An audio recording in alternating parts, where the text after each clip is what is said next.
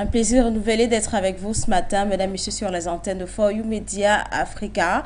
Vous faites bien d'être avec nous pour ce deuxième numéro de la semaine de votre programme quotidien On remue l'actu. Le sujet du jour nous conduit en Chine et en Afrique. Eh bien, Chine-Afrique coopération, qu'attendre de la visite du nouveau chef de la diplomatie chinoise. Pour en parler, on aura l'avis de notre consultant permanent, monsieur Numbisi Wafo. On aura également notre échange traditionnel avec ma collaboratrice Kwechu qui est sur ce plateau. Et durant l'émission, on aura nos traditionnelles infos du jour, buzz du jour, images du jour et une du jour. Bonjour Kwechu. Bonjour Mouton, bonjour également à vous chers téléspectateurs, bonjour à vous qui nous écoutez également au travers de la fréquence 96.3 FM. Merci encore de nous renouveler votre confiance pour cette autre sortie dont on remue l'actualité sur For You Media Africa. Et bien sûr, on aura notre traditionnel tour des unes du jour. Est-ce qu'on aura le retour d'Albida? Oui, Albida fait son retour et ce sera d'ailleurs le lieu de saluer tous ceux qui nous regardent depuis N'Djamena, voilà, depuis N'Djamena. Et dans les unes du jour, on sera en Afrique, enfin dans l'image du jour, on sera en Afrique centrale. On va parler d'un phénomène de danse du côté du Congo-Brazzaville. Et le phénomène est tant et si bien important que les autorités même ont organisé un concours national. Connais le Mopacho? Voilà, je crois qu'on va s'essayer un peu de Mopacho ce mardi. Merci, Kouchou. Ce sera certainement à la fin de cette émission. À présent, l'essentiel de ce que vous êtes censé savoir, le sujet du jour.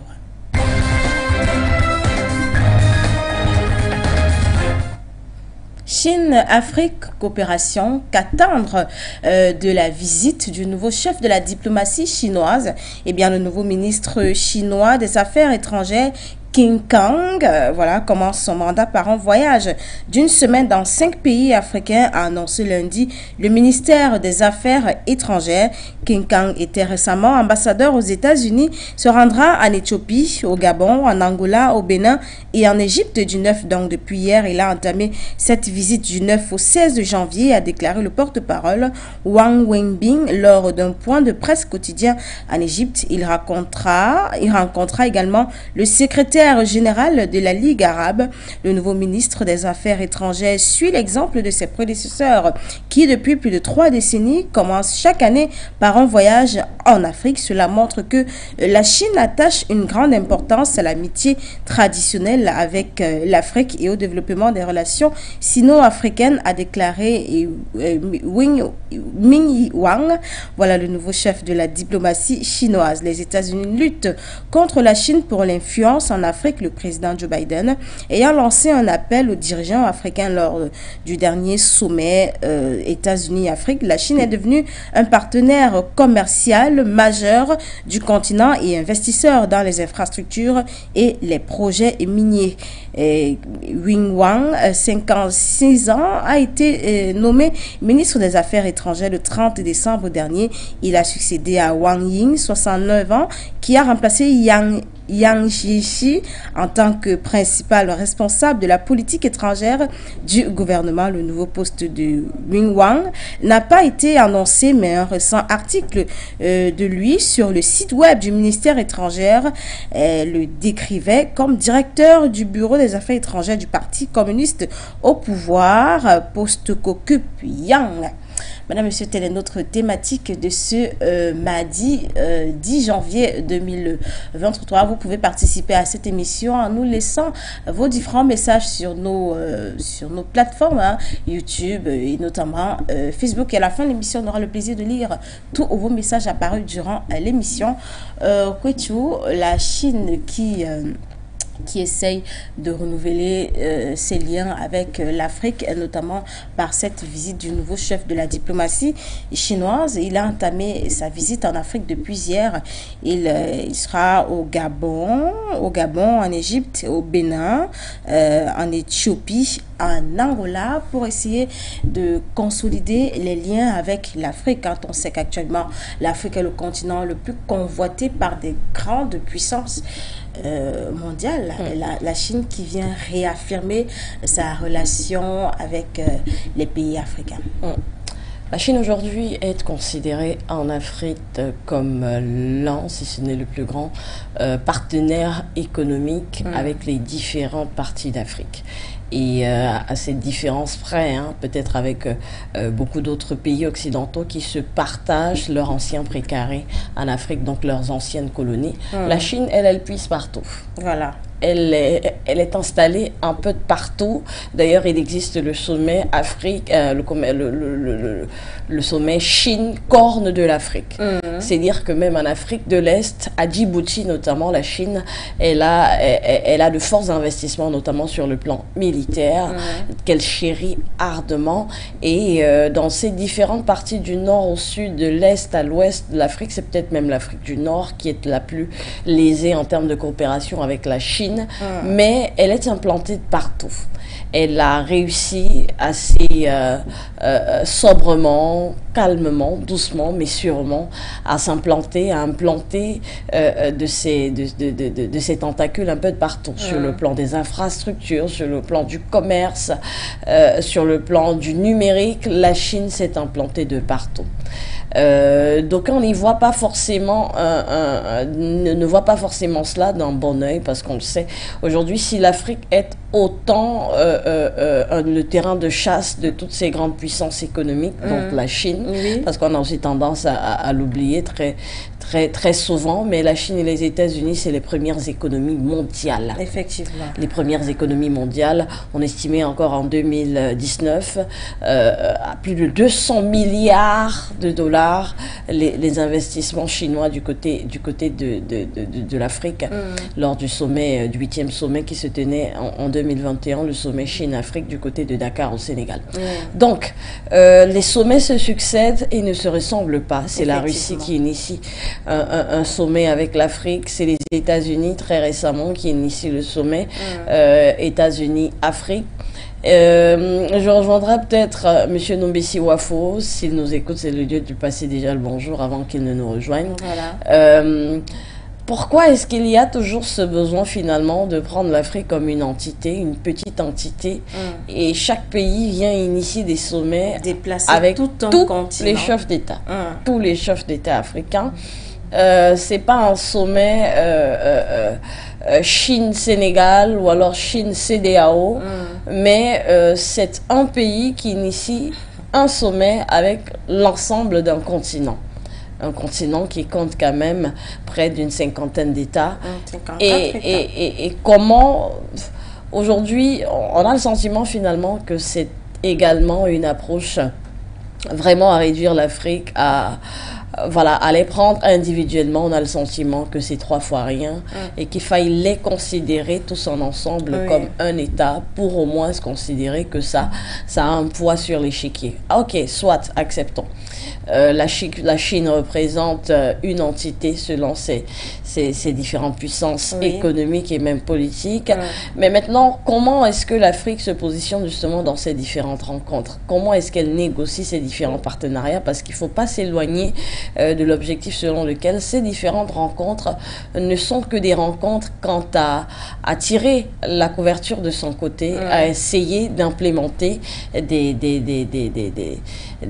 mesures qui vont dans le sens de satisfaire toutes les entités finalement africaines. Surtout qu'au sorti de ces multiples sommets, il y a des promesses qui sont faites, mais qui n'aboutissent jamais. N'aboutissent pas.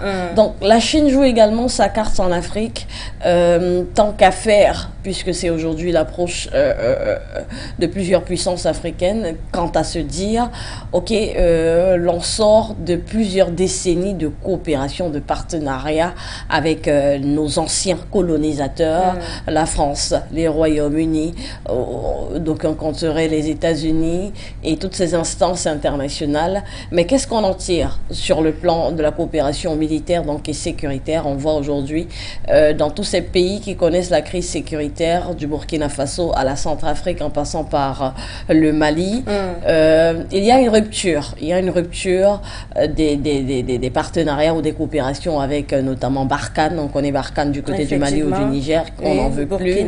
Voilà. Du côté du Burkina Faso également, on n'en veut plus. On essaye d'initier de nouvelles coopérations, de nouveaux partenariats. Aujourd'hui, c'est la Russie et la Chine qui essayent également de grappiller des parts de marché et de proposer une approche nouvelle, une approche différente avec ces pays africains qui sont en train de briser les chaînes de coopération qui étaient basées sur une forme de paternalisme et qui aujourd'hui finalement n'a plus lieu d'être, ou du moins ce qui entend envoyer comme message à ces anciennes colonies qu'il faille reconsidérer les différentes approches, effectivement, celles qui ont été faites post-indépendance ou même pour certaines qui sont en place bien avant les indépendances, elles ne tiennent plus la route. Aujourd'hui, il faut les reconsidérer. Et la Chine propose quelque chose de nouveau. On s'y essaye, mais faut pas s'éloigner également du regard que la Chine aujourd'hui, elle également, elle joue sa carte. Elle essaye simplement de venir avec forcément le verre assez séduisant, essayer de grappiller sa part de marché au milieu de l'Europe, de l'Occident, des Amériques, et à proposer quelque chose de meilleur. Mais maintenant, il est important pour l'Afrique finalement également de négocier quelque chose qui va dans le sens de ses intérêts et de ses populations. Gagner aux sorties de ces différentes rencontres, ces différents sommets, de gagner quelque chose, de ne pas toujours y aller, ressortir avec des promesses, avec des discours, des promesses qui sont faites et qui ne sont pas forcément tenues. Il faut également que l'Afrique revoie ses différentes approches envers ces différents États riches. Donc, rien de nouveau sous le soleil. On a presque envie de dire que voilà, la diplomatie chinoise initie une tournée africaine. On a vu Anthony Blinken de la partie américaine. On a vu la partie russe, Sergueï Lavrov. On a vu le président français, quand même, Emmanuel Macron, à l'intervalle de 3 mois, 2 mois à peine. 2 mois, on a eu des tournées africaines de tout. Des sommets. Voilà, des hommes les plus puissants, on va dire, ou du moins des États les plus puissants du monde, qui venaient faire des tournées, à tenir des discours, à motiver la chose, les combats pour l'écologie en Afrique, à proposer de l'aide encore et encore de l'aide. Après des décennies d'aide, qu'est-ce qu'on en a tiré finalement? Si aujourd'hui la Chine vient, elle, presque en dernier lieu, joue également ses pions, tant mieux, bienvenue et vivement pour l'Afrique de bien négocier ces différents marchés. Voilà, et on verra bien au sortir de cette visite du nouveau chef de la diplomatie chinoise, qu'est-ce que l'Afrique va gagner. Voilà. On reste en attente. Voilà, on continue notre programme. On reste dans l'actualité. Cette fois-ci, les formations de ce 10 janvier 2023. L'info du jour nous conduit au Rwanda, notamment le conflit rwando-congolais. Le Rwanda ne peut plus accueillir les réfugiés de la République démocratique du Congo, estime Paul Kagame, président du Rwanda. Le Rwanda ne peut plus accueillir des réfugiés en provenance de la République démocratique du Congo en proie dans l'Est aux violences de groupes armés, a déclaré lundi le président rwandais Paul Kagame. Dernier épisode en date des vives tensions entre Kigali et Kinshasa dans l'Est de la République démocratique du Congo, région instable, riche en ressources minières. Les combats entre forces gouvernementales et rebelles du M23, une ancienne rébellion Tutsi, ont exacerbé les tensions avec le Rwanda voisin que la République démocratique accuse d'encourager la milice Kigali, ni toute implication. Ces violences sont poussées de nombreux Congolais à migrer dans les pays voisins, dont le Rwanda. Selon le Haut Commissariat de l'ONU aux réfugiés, le Rwanda comptait en novembre 2022 quelques 72 000 réfugiés congolais. Nous ne pouvons pas continuer à accueillir des réfugiés en provenance de la République démocratique du Congo, a déclaré devant le Sénat Paul Kagame poursuivant, ce n'est pas le problème du Rwanda et nous allons faire en sorte que tout le monde se rende compte que ce n'est pas le problème du Rwanda. Je refuse que le Rwanda supporte ce fardeau, a-t-il ajouté. Dans un rapport publié en décembre, des experts mandatés par les Nations Unies affirment avoir collecté des preuves substantielles démontrant l'intervention directe des forces de la défense rwandaises, les RDF, sur le territoire de la RDC au moins entre 2021 et 2022. Le Rwanda, à plusieurs reprises, a imputé la responsabilité de la crise dans l'est de la République démocratique du Congo aux autorités de Kinshasa et accuse la communauté internationale de fermer les yeux sur son soutien opposé aux forces démocratiques de libération du Rwanda. Un mouvement de rebelles Hutus rwandais dont certains impliqués dans le génocide des Tutsis en 1994 au Rwanda, présenté comme une menace par Kigali. L'existence et la violence de cette milice ont justifié les interventions rwandaises passées en territoire congolais. Le Rwanda a accusé la République démocratique du Congo, où la présidentielle est prévue en décembre 2023, d'instrumentaliser le conflit à des fins électorales et d'avoir fabriqué un massacre qui, selon une enquête des Nations Unies, a été commis fin novembre par le M23 et a coûté la vie à au moins 139 civils dans les villages de Kichessé et Bambo, selon un bilan encore provisoire. Des initiatives diplomatiques ont été lancées pour tenter de résoudre la crise de l'Est dans la République démocratique du Congo, où une force régionale régionale est-africaine dirigée par le Kenya est en cours de déploiement. On parle de 72 000 réfugiés congolais du côté enregistrés en novembre dernier du côté du Rwanda, notamment suite à cette crise, à ce combat entre les rebelles du M23 et les Congolais, et Kigali qui dit ne plus pouvoir porter ce fardeau, notamment accueillir ces différents réfugiés qui viennent de la République démocratique du Congo. Les aléas de toute guerre ou de conflit fratricide, malheureusement, découlent toujours sur ce type de phénomène. La frontière entre la République démocratique du Congo et le Rwanda, c'est une zone de brassage culturel. Si aujourd'hui les frontières telles que délimitées par on va dire les périodes post-coloniales définissent parfois que d'un côté à l'autre d'une frontière, vous êtes soit au Rwanda, soit en République démocratique du Congo, les réalités sociales, ethniques prouvent qu'il n'y a pas toujours eu cette disparité, ou du moins cette frontière, cette barrière entre les deux États. Donc, vous verrez certainement que c'est des mêmes langues qui sont parlées entre ces deux ethnies.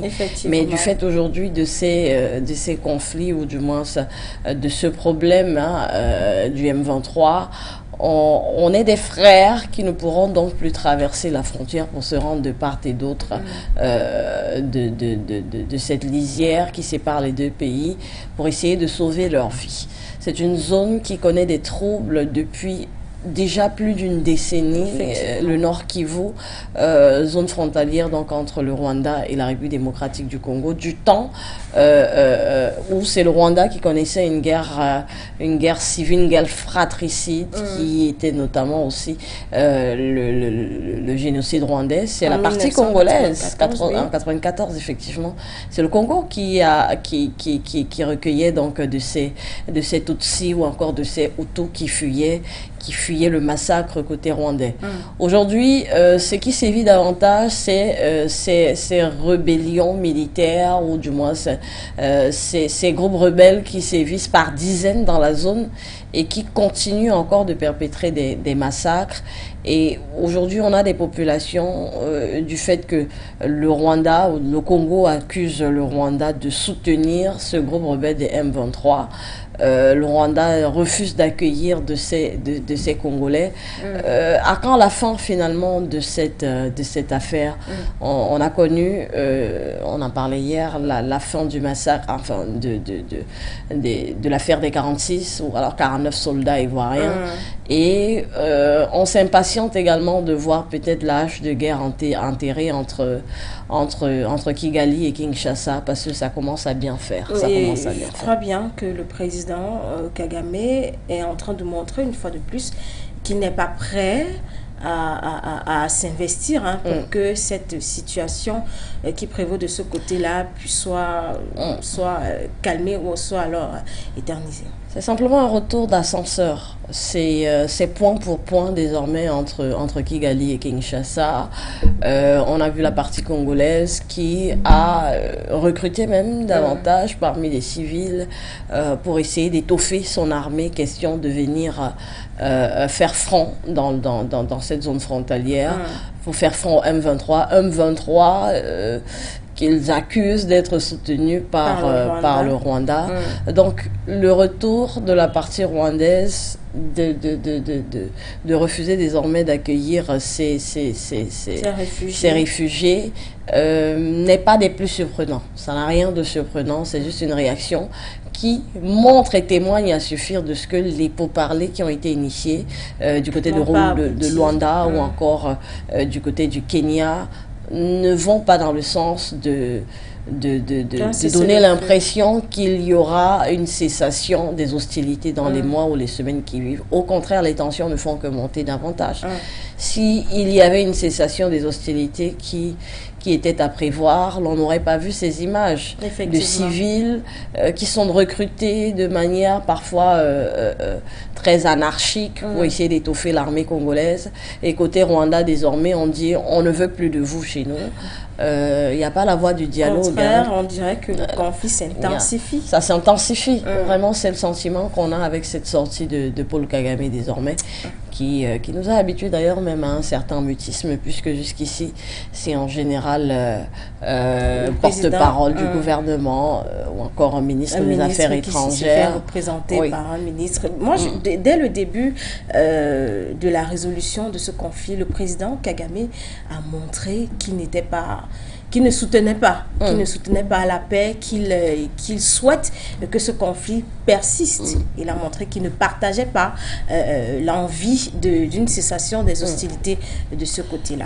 Une affaire qui, et d'ailleurs tu le relevais tout à l'heure dans cette sortie de Paul Kagame, une affaire qui secoue le jeu politique du côté du Congo, puisque la partie rwandaise accuse une forme d'instrumentalisation de cette affaire. Cette affaire qui sera des plus déterminantes quant à savoir qui sera le prochain président du côté de la République démocratique du Congo. Moïse Katumbi a déjà avancé ses pions.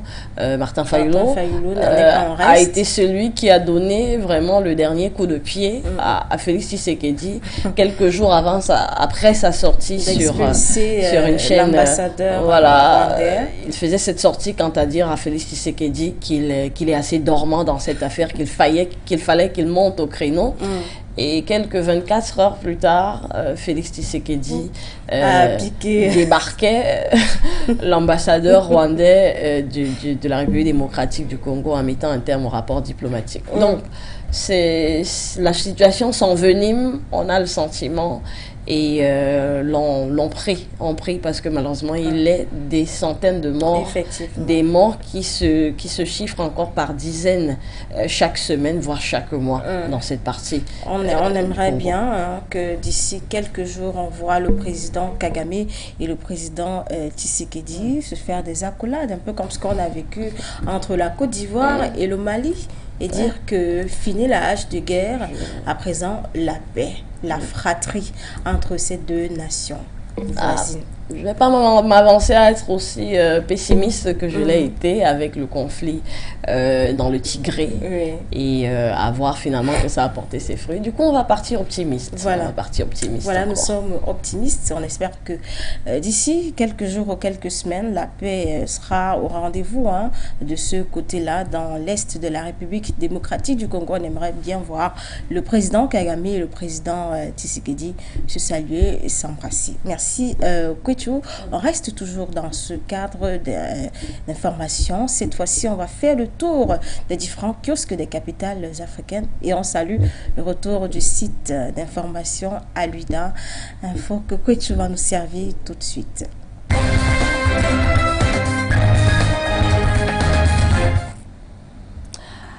Bienvenue à vous qui êtes là depuis l'entame de l'émission et bienvenue à vous qui vous connectez peut-être juste à l'instant. Vous êtes dans le cadre des Unes du jour, notre petite escale quant à faire le tour de quelques capitales africaines pour vous servir un morceau choisi de l'information telle que traitée par les médias, fut-il numérique ou physique, dans ces différents pays. Et pour commencer ce matin, on va aller avec le Togo en premier et notamment le site d'information Togo First. Voilà. Togo First, le site d'information consacré à la chose économique du côté du Togo, nous parle ce matin d'un programme d'urgence pour la région des savanes. 50 milliards de francs CFA déjà injectés en un an. Au Togo, 50 milliards de francs CFA ont donc été engagés dans la mise en œuvre notamment du programme d'urgence pour la région des savanes, en abrégé le PURS. Oui. Ce montant, d'après le président de la République, Faure Gnassingbé, qui s'adressait à la nation le 31 décembre dernier, a permis de renforcer la résilience des populations du nord du pays. Ces ressources mobilisées auprès des partenaires ont permis concrètement, nous fait savoir Togo First, de faciliter l'accès à l'eau potable, à l'électricité et de construire des infrastructures sanitaires et éducatives ainsi que des pistes rurales dans les différentes localités de cette région du pays. Quels sont les principaux financeurs de ce programme? Vous en avez les détails dans cet article signé Togo First. Après le Togo, on reste en Afrique de l'Ouest, on s'intéresse à l'actualité du côté du Mali, notamment avec le site d'information Ouakatsera. Burkina, des soldats ont encore frappé. La situation sécuritaire donc au centre de cette actualité de Ouakatsera. Le pays des hommes intègres a-t-il définitivement mal à son armée? C'est une question et une ébauche de réponse ce matin dans Ouakatsera. Une interrogation légitime nous fait savoir le site d'information en fonction notamment des actes posés par certains éléments égarés de cette noble institution qui pourtant au prix de la vie de ces hommes, notamment dans le cas actuel du Burkina, écumé par les terroristes, assure la protection des populations et la défense des frontières du pays. À la suite, dans Ouakatsera, l'on peut lire notamment que la dernière affaire en date de ces hommes en tenue, en inadéquation totale avec l'esprit de cette armée à la quête de vivre ensemble avec le peuple, est une expédition punitive organisée à la hussarde par une bande de copains, notamment encore habillés. Autant dire que Ouakatsera y met le paquet et il ne va pas vraiment dans le sens de caresser, dans le sens du poil, ces soldats qui en viennent à se détourner de leur mission première qui est de sécuriser les frontières et le territoire burkinabé. C'est une enquête et vous en avez les détails dans cet article signé de ce matin du site d'information Ouakatsera au Burkina Faso. En Guinée-Conakry, on va s'intéresser avec guinénews.org au bilan des accidents de l'année 2022. Voici les données recueillies par le groupement de gendarmerie routière de Mamou, nous fait savoir donc Guinée News, en attendant que la GISER, l'agence guinéenne de la sécurité routière, récemment créée, prenne le relais. L'une de ses missions étant la centralisation des données statistiques au niveau national, a donc auprès de Guinée News proposé des enregistrements par le groupement de gendarmerie routière de Mamou portant sur l'année écoulée, c'est-à-dire l'année 2022. Mamouki, il faut le dire, est la capitale de la région administrative du même nom et est considérée à juste titre comme la ville carrefour de Guinée-Conakry. Cela constitue une de ses particularités et explique en même temps que la région entière se situe à peu près au centre de plusieurs axes routiers menant à d'autres localités du pays. Voilà, c'est à lire ce matin dans guinéenews.org. Après la Guinée, on va s'intéresser à l'actualité en Afrique centrale avec Al-Ouida Info qui fait donc son grand retour ce matin. Tchad, les activités d'orpaillage suspendues dans le département des Mikoussi. Voilà, les activités d'orpaillage sont suspendues dans le département des Mikoussi, notamment à Miski et ses environnements, notamment Arkenia, Nonga, Dougouli, Dao et Agen, province du Tibesti et province du Bourkou. Circulaire notamment du ministre des Mines et de la Géologie, où il est demandé aux autorités administratives et militaires de cette province du Tibesti de procéder au déguerpissement pur et simple de la zone de tous les orpailleurs. 8 sociétés sont concernées par cette suspension. Lesquelles sociétés sont édictées dans cet article d'Al-Ouida Info? Il s'agit notamment de la SMSI, de Scientific Mineral Exploration, de la SOGEM SA, de la SONADEM, de la GMIA Minerals, de Sonemic, le groupe GMIA Minerals and groupement Wunia, qui sont donc les entreprises concernées par cette décision ministérielle de cessation des activités dans ce département tchadien des Mikoussi. Et c'est le lieu d'ailleurs de saluer tous ceux qui nous regardent ou nous écoutent du côté des Mikoussi. C'est au Tchad, en Afrique centrale. Sur ce mouton, on va s'arrêter là pour les quelques-unes à vous proposer ce matin dans le cadre des Unes du jour. Merci Kwecho, merci d'avoir fait le tour de ces kiosques des capitales africaines et pour le retour d'Al-Ouida Info. Voilà, mesdames et messieurs, si vous nous rejoignez à l'instant, vous êtes toujours sur les antennes de For You Media Africa, votre programme quotidien. Hormis l'actu, il se poursuit. Le sujet du jour nous a conduit en Chine et en Afrique, Chine-Afrique, coopération, qu'attendre de la visite du nouveau chef de la diplomatie chinoise. On va prendre maintenant l'expertise de notre expert, de notre analyste, monsieur Numbisi Wafo. Je crois bien qu'il est en ligne. Bonjour, monsieur Numbisi Wafo. Merci, bonjour Imamoto. Bonjour à tous ceux qui t'entourent en studio. Bonjour aux techniciens. Bonjour aux nombreux téléspectateurs de For You Media. Merci, monsieur Numbisi Wafo. C'est un plaisir d'être avec vous ce matin.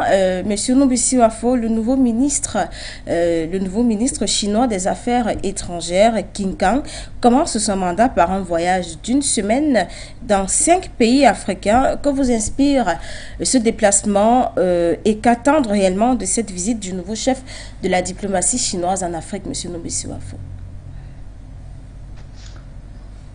Oui, ce que m'inspire la visite du patron de la diplomatie chinoise en Afrique, oui, c'est que cela indique clairement que l'Afrique aujourd'hui est la voie de l'avenir, que l'Afrique aujourd'hui est le continent de demain. C'est que l'Afrique aujourd'hui, c'est sur elle que reposent tous les espoirs de l'humanité, ou si vous voulez, l'essentiel des espoirs de l'humanité.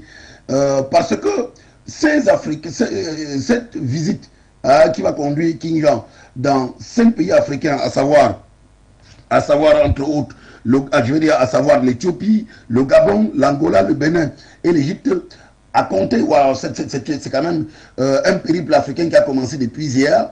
C'est quand même pour marquer des relations qui existent entre l'Afrique et la Chine, mais surtout permettre à la Chine de véritablement se positionner, ou alors, si vous voulez, de renforcer son positionnement en Afrique.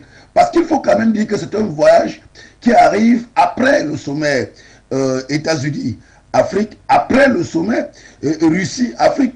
Donc aujourd'hui, les grands du monde ont compris qu'ils ne peuvent pas asseoir leur grandeur, leur puissance dans les prochaines années, si ils ne comptent pas sur l'Afrique, si ils ne travaillent pas avec l'Afrique, ou alors s'ils ne sont pas présents sur le sol africain. Autrement dit, l'Afrique est devenue un enjeu extrêmement compétitif dans le monde, c'est-à-dire un véritable pôle d'attraction pour tous ceux qui aspirent à la puissance ou alors qui veulent consolider leur rayonnement dans le monde.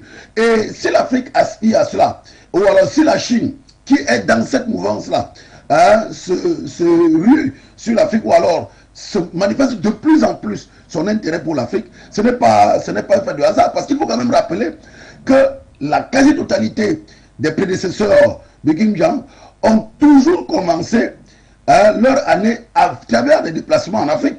Donc l'intérêt que l'Afrique a pour la Chine et partant pour les autres pays du monde, ce n'est pas un fait nouveau. C'est quelque chose quand même qui commence à dater. Je vais dire que aujourd'hui, les puissants qui font les yeux doux à l'Afrique le font pour deux raisons fondamentales. La première raison, c'est évidemment des raisons politiques. La deuxième raison, c'est des raisons économiques. Et sur la question des raisons politiques, il se trouve quand même que l'Afrique, c'est 54 voix aux Nations Unies. Donc si on peut se mettre dans son escarcelle une capacité de 54 voix dans une instance comme les Nations Unies où se décide de la marche du monde, eh bien, c'est un atout politique extrêmement important.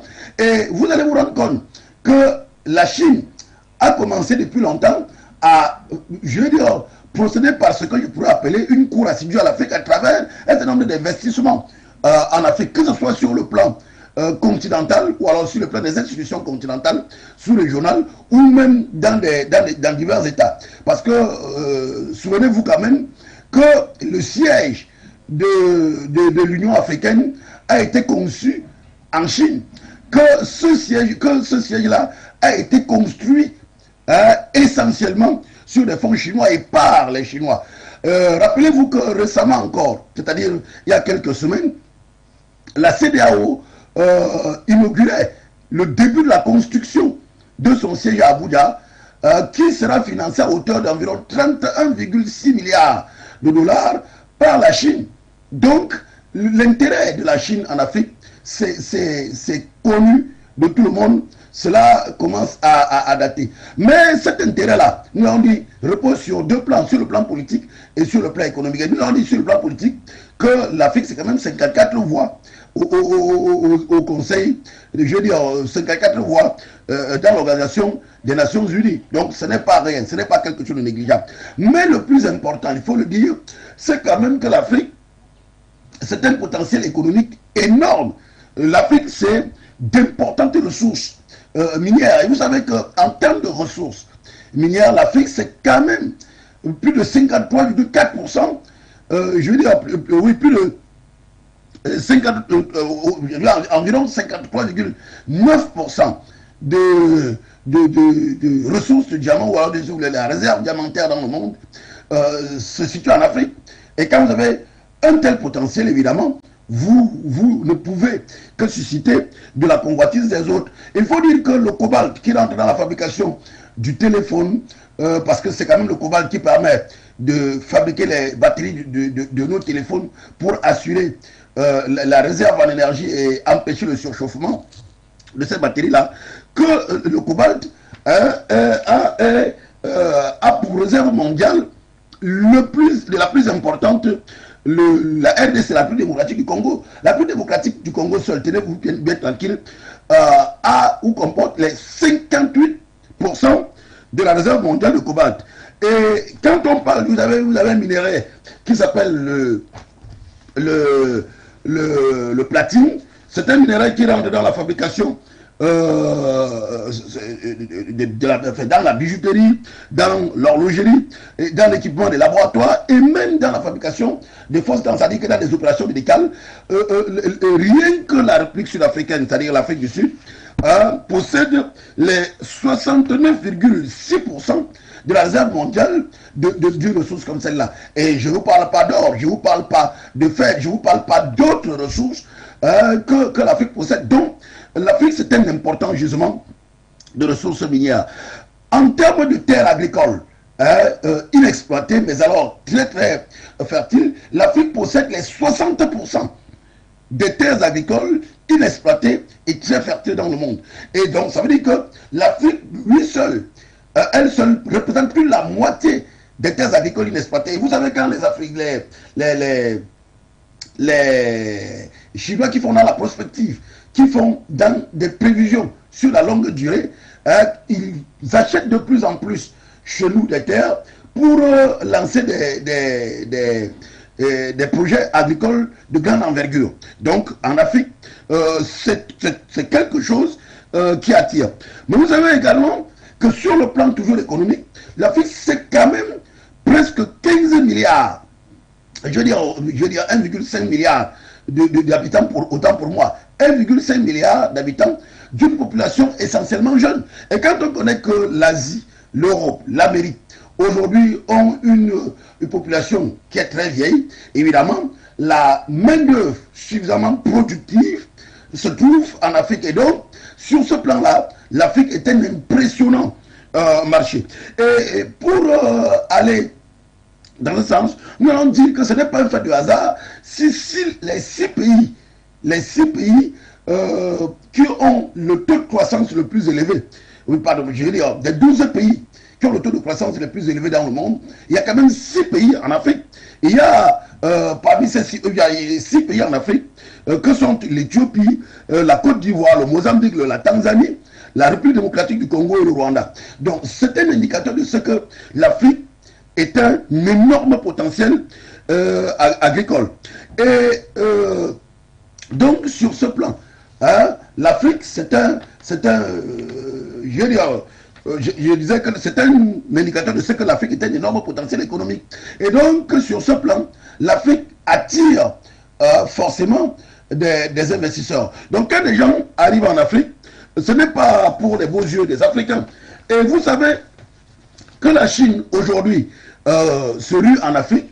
La Chine est en train de se projeter ou alors de se déplacer ou alors d'aller vers un continent qui aujourd'hui, comme l'on dit, représente l'humanité et va lui permettre d'asseoir son rayonnement et de projeter ce rayonnement-là sur les 10 prochaines années à venir. Donc le déplacement de l'Afrique en Chine est un déplacement parfaitement logique. C'est des déplacements, ou alors si vous voulez, c'est un intérêt. L'intérêt que la Chine a pour l'Afrique est un intérêt qui va continuer dans la mesure où cette Afrique-là, aujourd'hui, a d'énormes atouts, dans la mesure où cette Afrique-là est de plus en plus convoitée par les grands de ce monde en raison de tout ce que je viens de vous indiquer. Merci, M. Noumissi Wafo. Effectivement, l'Afrique est actuellement convoitée par ces grandes puissances mondiales.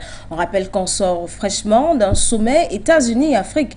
On en aura un autre, Russie-Afrique, en cette année 2023. Pour vous, M. Noumissi Wafo, quel est, selon vous, le partenaire sincère envers l'Afrique?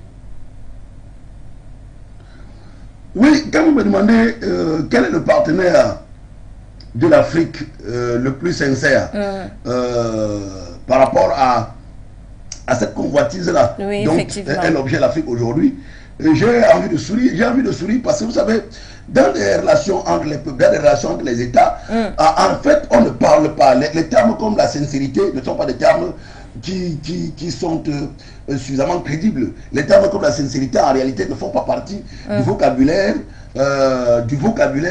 dans des négociations. Non. Ce qui est important, hein, c'est ce que chacun gagne dans cette relation. Et je vous ai indiqué aujourd'hui ce qui attire les gens en Afrique et donc potentiellement ce que les gens gagnent. Maintenant, le plus grand danger, alors ce qu'il y a à craindre, ce que nous redoutons, c'est que l'Afrique soit son propre problème, c'est que l'Afrique soit un obstacle par rapport à elle-même dans ses négociations, dans ses relations avec les grands du monde. Parce que comme vous le savez, c'est à l'Afrique de défendre ses intérêts dans ces relations-là, parce qu'aucune puissance ne viendra le faire, aucune autre puissance ne viendra le faire à sa place. C'est à l'Afrique de travailler à exploiter cette opportunité pour davantage se développer. Parce que personne ne viendra assurer le développement de l'Afrique à la place des Africains. Et sur la question, nous disons même que l'Afrique aurait pu être beaucoup plus attractive sur le plan économique si on faisait des efforts. Mais il faut quand même noter qu'il y a des efforts qui sont en train d'être faits. Mais si on faisait des efforts plus importants et plus conséquents, on serait beaucoup plus attractif. Parce que, voyez-vous, l'Afrique, malgré tout ce que j'ai présenté tout à l'heure dans mon propos précédent comme atout, comme capacité d'attraction, malgré tout cela, il reste quand même que l'Afrique, c'est un continent à risque. Et vous savez, quand un milieu est un milieu à risque, ça n'attire pas maximalement ceux qui sont tentés de venir ici investir, ceux qui sont tentés de venir faire des affaires. Parce qu'il faut quand même dire que essentiellement aujourd'hui, quand les gens se ruent sur l'Afrique, c'est pour du business. Mais quand les gens viennent faire des affaires chez nous, ils se rendent quand même compte que nos États ne sont pas toujours suffisamment stables. C'est-à-dire qu'il y a toujours des conflits, il y a toujours des malaises sociaux qui agitent nos États. Ce qui n'est pas quelque chose qui favorise l'attraction, ou alors si vous voulez favoriser les investissements étrangers en Afrique. Donc il y a ce problème. Et il y a des problèmes de gouvernance qui sont nombreux. Et il y a des problèmes de corruption qui sont nombreux et qui réduisent l'attractivité de l'Afrique par rapport aux investissements étrangers, par rapport à ce que l'Afrique devrait gagner véritablement dans ses relations économiques avec les grands. Il y a à côté des problèmes de sécurité, de sûreté. Il y a même l'environnement des affaires qui n'est pas suffisamment attractif. Et quand on parle d'environnement des affaires, évidemment, nous avons des frais de douane qui sont parfois très très élevés en Afrique, des impôts qui sont extrêmement élevés en Afrique et qui n'encouragent pas toujours la constitution des bénéfices. Il y a le nivellement vers le bas en Afrique qui fait en sorte que certains investisseurs en Afrique, certains investisseurs étrangers en Afrique sont inutilement exonérés d'un certain nombre de taxes, on ne sait pas pourquoi, ou alors ne payent pas un certain nombre de taxes, on ne sait pas pourquoi. Il y a tous ces problèmes-là donc qu'il faut régler. Il y a le problème évidemment de l'énergie électrique qui se pose comme un frein à l'attractivité des investissements, parce que voyez-vous, les industries quand même ça se met en place avec de l'énergie électrique. Or nous n'en avons pas suffisamment, nous n'en produisons pas suffisamment en Afrique, malgré le fait que nous sommes quand même un énorme potentiel de production hydroélectrique, peut-être même le plus important du monde. Donc il y a ce problème-là. Il y a le problème des voies de communication, il y a le problème de route, par exemple, qui se pose, qui ne favorise pas. Donc il y a un ensemble de facteurs, ou si vous voulez de paramètres, qui constituent des freins à l'investissement. Et malgré tout cela, malgré tout ce que nous devons évoquer comme problème aux investissements en Afrique, il reste que l'Afrique quand même est très sollicitée. Et quand nous disons cela, ce n'est pas des paroles en l'air. C'est que quand vous regardez comment ces Chinois-là exploitent l'Afrique, parfois avec la complicité des dirigeants corrompus, vous vous demandez qu'est-ce que l'Afrique gagne dans cette exploitation à outrance que les Chinois, par exemple, viennent faire en Afrique. Il y a une exploitation minière, mais alors sauvagement frauduleuse de la Chine, en République démocratique du Congo. Une exploitation qui non seulement met en danger les vies des populations qui n'en profitent pas, mais qui surtout saigne économiquement la République démocratique de ses ressources, alors qu'en contrepartie, l'État, je veux dire, la société dans son ensemble, la société congolaise dans son ensemble ne gagne rien. Il y a le même problème qui se pose en Guinée. Il y a ce problème-là qui se pose ici, à tout à côté en République centrafricaine, où on dit que 50% de l'exploitation du diamant, je veux dire de l'exploitation d'or, sort frauduleusement du pays. Il y a même qu'au Cameroun, s'il faut parler de l'exploitation de ces mines-là, dans l'une des éditions de Cameroun Tribune, on relevait que le Cameroun paie chaque année environ 300 milliards dus à la fraude des produits, je veux dire, à la fraude de l'extraction minière et donc de l'exportation des mines, ou si vous voulez, de l'exploitation de nos gisements de mines. Donc il y a ces problèmes. Il vous souvient quand même, pas qu'il vous souvient, il y a tout à côté, chez nous, dans le centre, à Nanga et beaucoup, environ 10 000 hectares de riz qui ont été presque gracieusement accordés aux Chinois, qui sur place, d'abord, on ne voit pas en quoi est-ce qu'ils approvisionnent le marché local, parce que l'essentiel du riz que nous consommons continue à venir de Thaïlande. En plus, que sur le terrain, des gens sont payés à des salaires de 30 000 francs CFA par mois, alors qu'ils travaillent environ 8 heures par jour. Ils n'ont pas de couverture sociale, ils ne sont pas pris en charge quand ils sont malades, ils n'ont pas de contrat et ils ne bénéficient pas eux-mêmes de ces installations rizicoles. Et donc, quand on a des politiques comme celle-là, eh bien, les autres viennent en Afrique se faire du sou, se faire beaucoup d'argent sur le sol africain, alors que les Africains eux-mêmes vont continuer à souffrir, vont continuer à évoluer dans la misère. Donc, nous disons que dans ces accords-là, le plus à craindre, ce n'est pas que les autres nous disent. Non, parce que dans des accords économiques comme dans n'importe quelle affaire, c'est à chacun d'avoir l'intelligence nécessaire pour maximiser ses gains dans ces accords-là, dans ces relations-là. Et donc, si nous ne parvenons pas à le faire, eh bien, la faute, ce n'est pas aux autres qui ne seraient pas sincères. Parce que j'ai dit tout à l'heure que la sincérité, c'est un mot qui ne veut rien dire dans les questions de diplomatie internationale. La faute, ce serait à nous. Et sur cette question précisément-là, le plus grand problème dans ces relations avec la Chine, comme avec les autres grands du monde, par rapport à l'exploitation économique qui se fait chez nous, l'Afrique, les Africains sont les plus grands perdants pour des raisons que je viens d'évoquer tout à l'heure. Et donc, ce qu'il faut redouter dans ces accords-là, ce sont les Africains eux-mêmes, c'est l'Afrique elle-même qui ne va pas exploiter suffisamment, ou alors qui n'exploite pas encore suffisamment ces atouts-là pour le bien de ces populations, ou alors qui ne se donne pas les moyens qu'il faut pour rendre cette exploitation-là maximale et faire en sorte que cela bénéficie à tous les Africains. Donc voilà la réponse que je peux donner sur une question comme celle-là. Merci Monsieur Noubissi Wafo. C'était un plaisir de vous avoir ce matin. Merci à vous, Emma Moutourou. Merci à tous ceux qui nous ont écoutés ce matin. Au revoir et à très prochainement. À très prochainement, certainement demain. Je crois que c'est avec cette intervention de Monsieur Wafo que nous allons conclure cette émission. Mais avant, on va souhaiter un joyeux anniversaire à la belle Josiane Aimé Ouaga. C'est ton jour. Nous te souhaitons tout le meilleur du monde. Profite au max. Ne mange pas le gâteau seul. Garde-nous.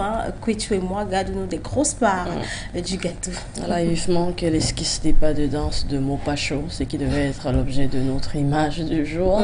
Oui, ça se danse partout en Afrique, ça se danse au Cameroun, d'où est-ce qu'elle nous regarde et nous écoute. Donc Josiane Aimé, sens-toi des plus aimés en ce jour. C'est une auditrice et téléspectatrice des plus fidèles. Puisse-t-elle avoir tout le bonheur du monde en cette journée. Effectivement, joyeux anniversaire à toi et beaucoup de courage, profite au max et c'est avec cela que nous allons fermer cette édition du programme On remet l'actu de ce 10 janvier 2023. Mesdames, messieurs, on aura le plaisir de vous retrouver demain avec un nouveau contenu. Merci Kouitou. Bonne journée.